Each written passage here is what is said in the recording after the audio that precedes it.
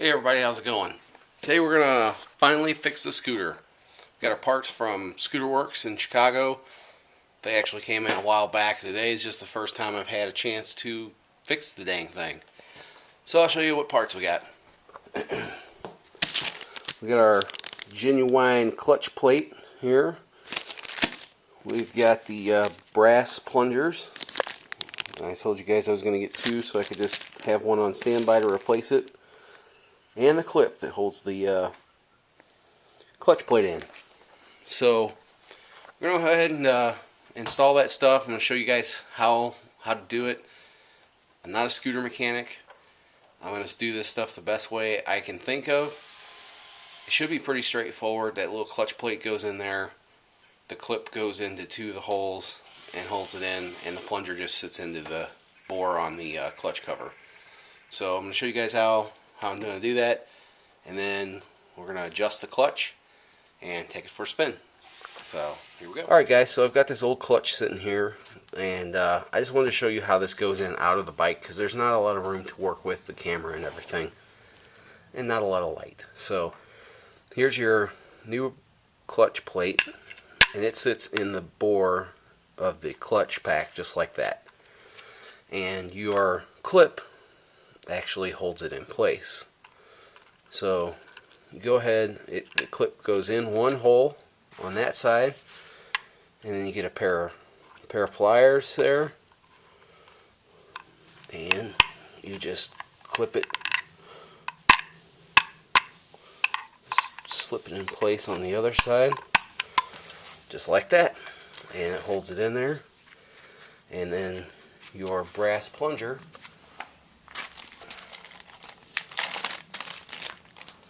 goes in this thing, goes in the clutch cover, and it's going to sit right there, and this clutch will spin and the brass plunger stays in place, and when you pull the clutch cable or the clutch lever, it pushes this brass plunger down, which disengages the clutch pack.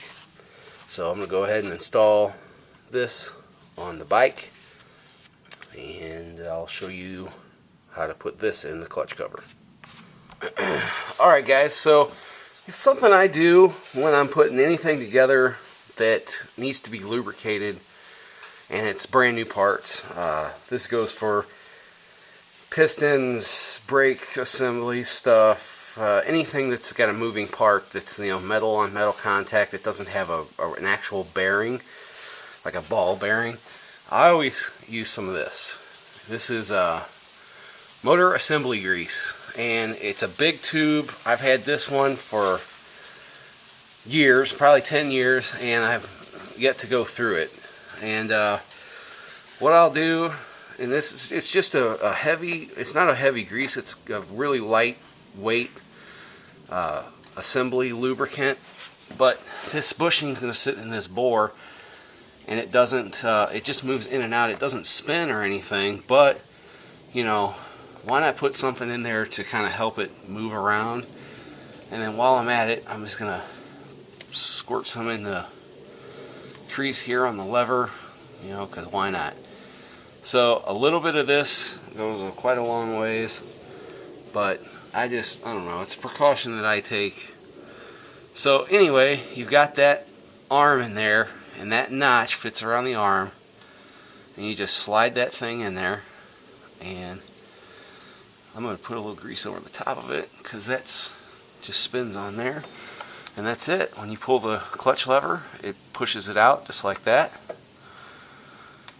and the tension on the clutch pushes it back in, and it rides on that. So when you're adjusting your clutch lever, you're actually adjusting how far this pulls in without you pulling on the clutch. So you're adjusting the depth of this plunger to the clutch pack.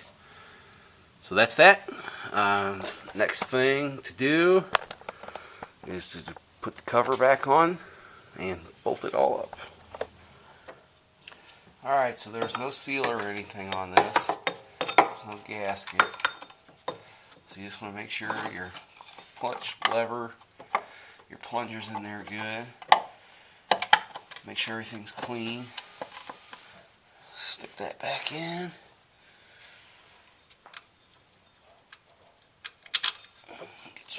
started.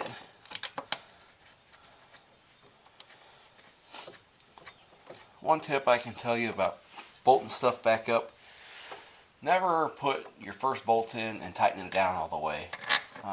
It seems like when you do that, your other stuff never lines up, and you got to go back and loosen it up anyway. So what I do is I always bolt this stuff up, put it in finger tight just to get them started, and then go back and tighten everything down. Alright, so when you're adjusting the clutch, I like to start with the adjuster turned all the way in, so that later on I have room for adjustment. You don't want to start with it out, because then you've lost, you've lost adjustment there. So I'm going to turn this adjuster all the way in. And the way you do that is you just turn the jam nut until it's butted up against the top of the adjuster, and turn it in until it stops. I believe this is in 8mm. So be sure you have an 8mm on your bike for adjusting this, in case you need to while you're out.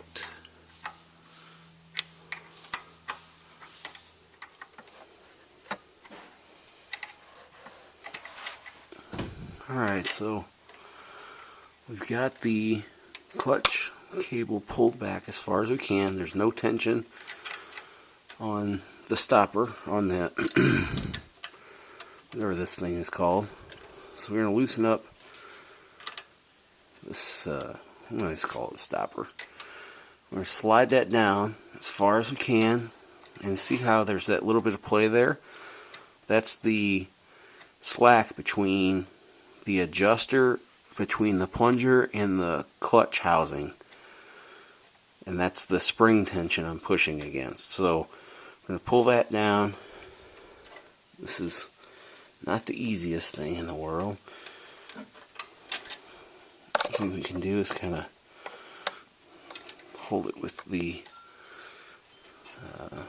cable there, and this is why I said you need to turn that adjuster all the way in, because you're not going to be able to get this perfectly adjusted out with just the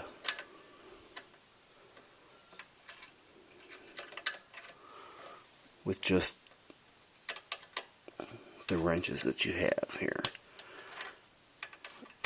You're going to have a little bit of slack to take up with the adjuster. I do make a tool called a third hand tool for doing this adjustment. I don't have one, otherwise I'd use it. I might buy one though. Alright, so once we got the stopper pulled down on the cable as far as we can, we still got that little bit of play right there. And a little bit is okay. You probably want a little bit so that you don't have a really tight clutch pull. So I'm just going to adjust this out a few turns. Alright. And then I'm going to check it at the handlebar, see how it feels. When you pull the clutch in, you want it to totally disengage it. You'll be able to tell that once you get the bike started. If you pull the clutch in and rev the engine and the bike still wants to move a little bit, that means the clutch isn't adjusted tight enough. So that feels pretty good right there, so that's where I'm going to start. And so now I'm going to top off the oil, put the tire back on. You do that the same way you took it off, which was in the other video. And next thing we'll do is take it for a drive. Okay, so with the clutch lever pulled completely in, it still wants to pull the bike. So it just needs to be adjusted a little bit more. Okay, so I just took the bike for a quick spin, and the clutch is not disengaging completely. So that tells me that the cable's not tight enough. So what we're going to do, I'm going to turn out the adjuster. a little more here, so that when you pull the clutch lever in, it completely disengages. Now I'm doing this from the right side of the bike, because now I've got the wheel and everything on, so I can't get it to it from the other side. And the way you do this is you got the adjuster here, and this is your jam nut. You turn your adjuster out to where you want it. You got to tighten your jam nut down against this stopper here, because if you don't, the vibrations, it'll work itself back in.